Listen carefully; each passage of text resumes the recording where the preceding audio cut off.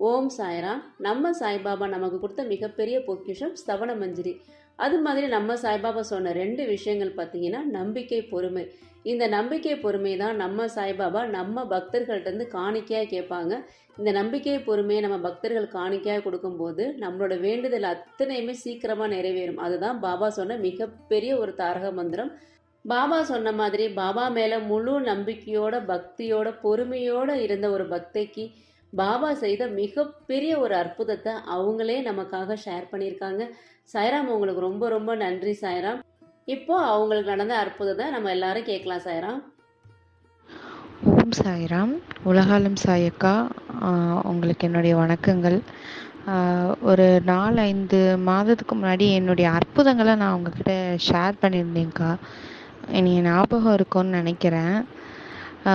அப்புறமா என்னோடய இன்னொரு முக்கியமான அற்புதங்கள் நான் சொல்லணும் அப்படின்னு நினச்சிட்டு இருந்தேன்.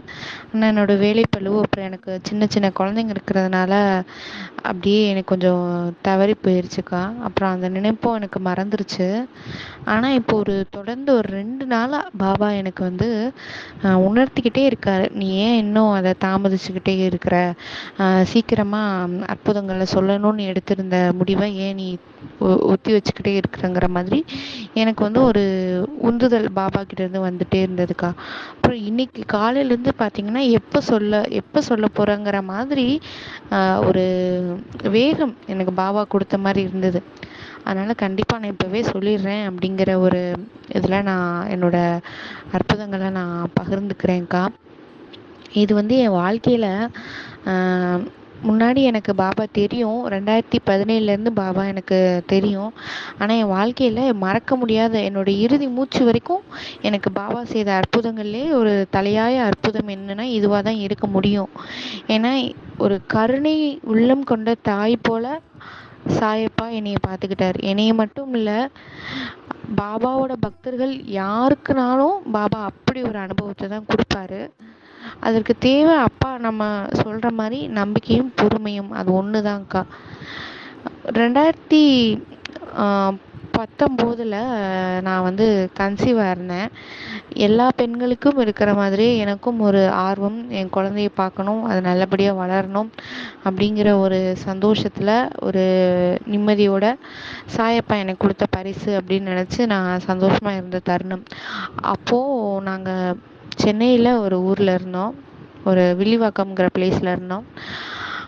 அங்கே நாங்கள் செக்கப் போகும்போது ஸ்கேன் எடுப்பாங்க இல்லையா, அப்படி முதல் மாத ஸ்கேனில் எனக்கு ஒரு பெரிய அதிர்ச்சி காத்திருந்தது. என்னன்னு பார்த்தீங்கன்னா, என்னுடைய குழந்தைக்கு இருக்கிற கர்ப்பப்பைக்கு அடியில் ஒரு சின்ன கட்டி இருக்குது. அந்த கட்டி வளர வளர குழந்தையோட வளர்ச்சியை அது பாதிக்கும்.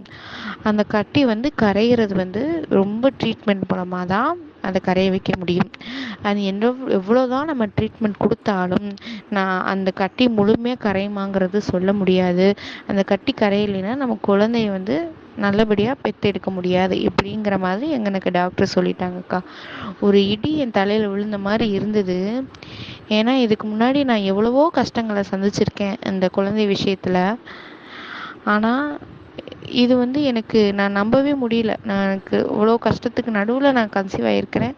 அந்நேரம் பாபா எனக்கு இப்படி ஒரு சோதனையை கொடுக்கணுமா அப்படிங்கிற மாதிரி நான் அழுது, இது நான் சொல்கிறது ஆரம்ப காலகட்டத்தில்.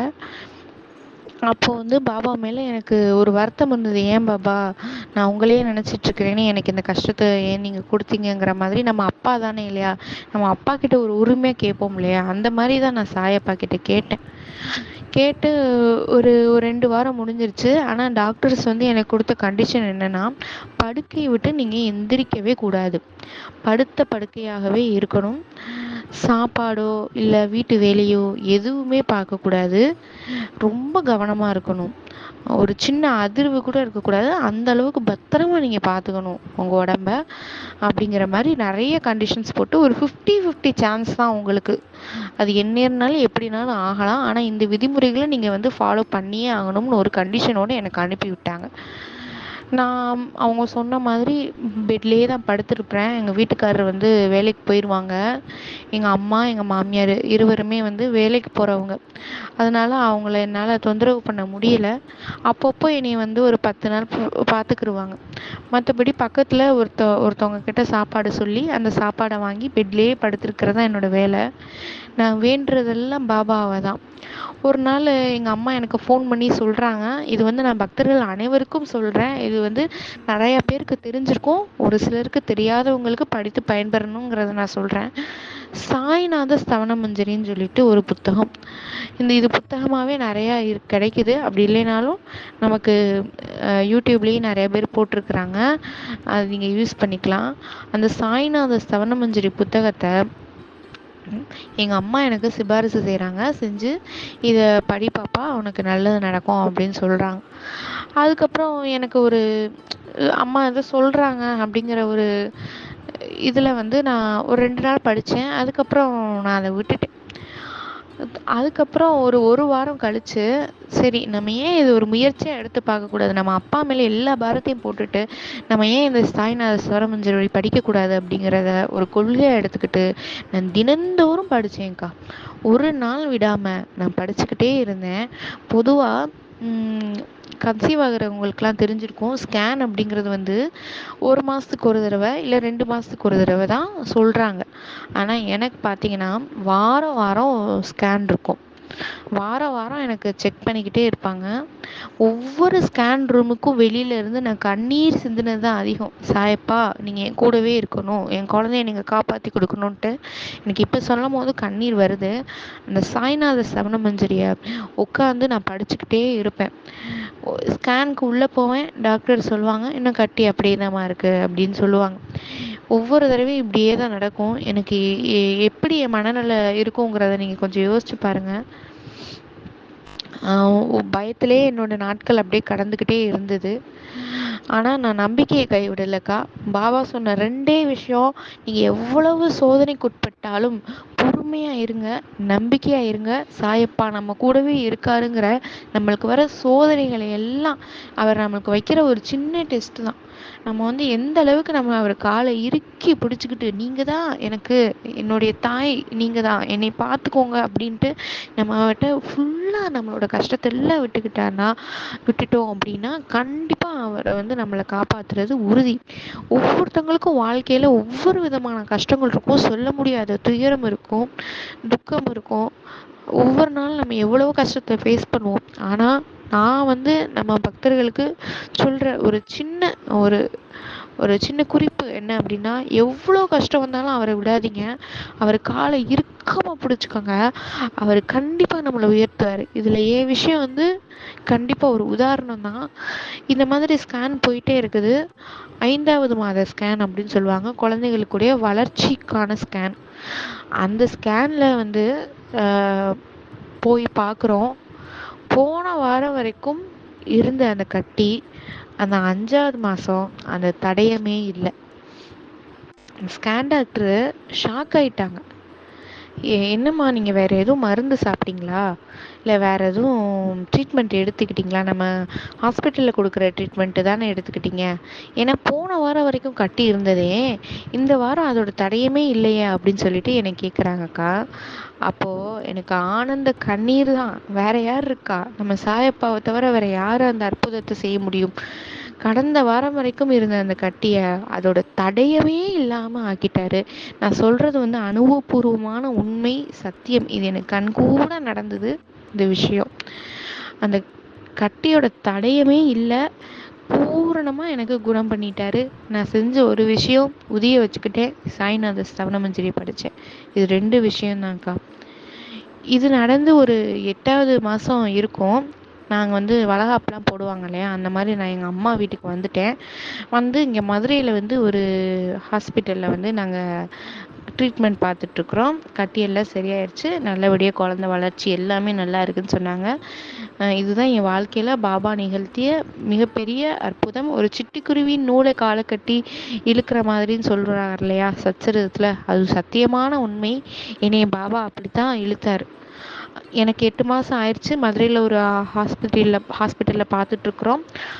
அங்கே இருக்கிற டாக்டர் நார்மலாக இருக்குது அப்படின்னு சொல்கிறாங்க. ஒரு நாள் நாங்கள் ட்ரீட்மெண்ட் முடிச்சுட்டு நாங்கள் வந்து வெளியில் வரோம். நான், என்னுடைய மாமியார், என்னுடைய அம்மா 3 பேரும் ஹாஸ்பிட்டல்லேருந்து வெளியில் நடந்து வந்துட்டுருக்குறோம். அப்போது ஒரு வயசான முதியவர், அவருக்கு வந்து ஒரு ஊனமுற்றவர், ரொம்ப பாவமாக இருந்தது அவரை பார்க்க. அவர் எங்ககிட்ட வேகமாக வந்து எங்கள் அம்மாவுடைய கையில் பாபாவோட படத்தை ஒன்று கொடுத்தாரு. அது பார்த்தீங்கன்னா ஒரு ஸ்டிக்கர், ஒரு வால் ஸ்டிக்கர் மாதிரி, நம்ம பூஜை அறையில் ஒட்டிக்கிற மாதிரி ஒரு ஸ்டிக்கர் கொடுத்தாரு. நாங்கள் அவர்கிட்ட அதோட விலை கேட்கல, எங்களுக்கு வேணும்னு சொல்லலை. அவர் ரோட்டு சைடில் அங்கே வித்துட்டு இருந்தவர் எங்களை பார்த்தது வேகமாக அவசரமாக ஓடி வந்து, அம்மா நில்லுங்க அப்படின்னு சொல்லிட்டு எங்கள் அம்மாவோட கையில் அந்த பாபாவை கொடுக்குறாரு. எங்களுக்கு ரொம்ப சந்தோஷம். இது நடந்தது ஒரு வியாழக்கிழமை. எங்களுக்கு ரொம்ப சந்தோஷம். அவருக்கு ரொம்ப நன்றி சொல்லிட்டு நாங்கள் காசு கொடுக்கும்போது, இல்லைம்மா காசுலாம் வேண்டாம், எனக்கு வந்து உங்ககிட்ட கொடுக்கணுன்ட்டு தோணுனது, அதனால் நான் கொடுக்குறேன் அப்படின்னு சொல்கிறாங்க. இருந்தாலும் எங்கள் மாமியார் வந்து ஒரு முருகன் படம் வாங்கிக்கிட்டாங்க. நாங்கள் வந்து சாயப்பா படம் வாங்கிட்டு அந்த முதியவருக்கு எங்களால் அந்த தொகையை கொடுத்துட்டு நாங்கள் வந்துடுறோம். இது எல்லாமே ஒரு வியாழக்கிழமை நடந்தது. அடுத்த வியாழக்கிழமை காலையில் 4 மணிக்கு எனக்கு வலி வந்து எனக்கு வந்து சுகப்பிரசவமாகி எனக்கு ஒரு பையன் பிறந்தாங்க்கா. என்னோட உடம்பு நிலை இருந்ததுக்கு சுகப்பிரசவங்கிறது வந்து கனவுலையும் நினைத்து பார்க்க முடியாத ஒரு விஷயம். அந்த மாதிரி என்னோட உடல்நிலை இருந்தது. நான் என் சுகப்பிரசவத்துக்காக பிரார்த்திக்கவும் இல்லை, நான் உண்மையாக சொல்லணும்னா. ஏன்னா என்னோட உடல்நிலை இருந்த சூழ்நிலையினால என் குழந்தை நல்லா பிறந்தா போதும், அது ஆப்ரேஷனாக இருந்தாலும் சரி, இல்லை சுகப்பிரசவமாக இருந்தாலும் சரி, என் குழந்தை தான் பாபா முக்கியம்னு சொல்லியிருந்தேன். ஆனால் பாபாவாக எனக்கு கொடுத்த பரிசு ஒரு வியாழக்கிழமை அன்னைக்கு எனக்கு சுகப்பிரசவத்தில் எனக்கு வந்து என் பையனை கொடுத்தாருக்கா. இது வந்து என் வாழ்க்கையில் நடந்த மிகப்பெரிய அற்புதம். இதை வந்து 2 நாளாக நான் உங்ககிட்ட பேசி கிட்டத்தட்ட ஒரு 5 மாதங்கள் ஆகுதுன்னு நினைக்கிறேன். ஆனால் எனக்கு அந்த நினைப்பு மறந்துருச்சு, என்னோடய வேலை பளுவில் நான் மறந்துட்டேன். ஆனால் பாபா ஒரு 2 நாளாக எனக்கு உங்கள் சேனலில் சொல்லணும் அப்படின்னு சொல்லிட்டு எனக்கு உத்வேகம் கொடுத்து என்னை சொல்லி ஊக்கப்படுத்துனதுனால இந்த அதிசயத்தை நான் உங்களோட ஷேர் பண்ணிக்கிறேன்க்கா. நான் சாயப்பாவுக்கு சொல்கிறது சாயப்பாவோட பக்தர்களுக்கு சொல்கிறது ஒரே ஒரு விஷயந்தான்.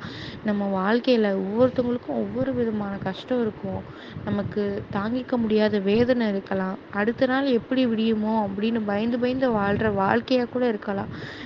நம்ம அப்பா கிட்ட நம்மக்கிட்ட வேண்டியது ஒரே ஒரு நம்பிக்கையும் பொறுமை அப்படிங்கிற 2 கனிகள். அந்த 2 கனிகளை நம்ம அப்பா கிட்ட கொடுத்துட்டோம்னா எப்பேற்பட்ட பிரார்த்தனையும் நம்ம அப்பா வந்து நம்மளுக்கு கருணை உள்ளத்தோட, ஒரு தாய் அவர் குழந்தைய பாதுகாக்கிற மாதிரி நம்மளை பாதுகாத்து நம்மளுக்கு செஞ்சு கொடுப்பாருங்கிறது சத்தியம். ஓம் சாய்ராம், ஓம் சாய்ராம், ஓம் சாய்ராம்.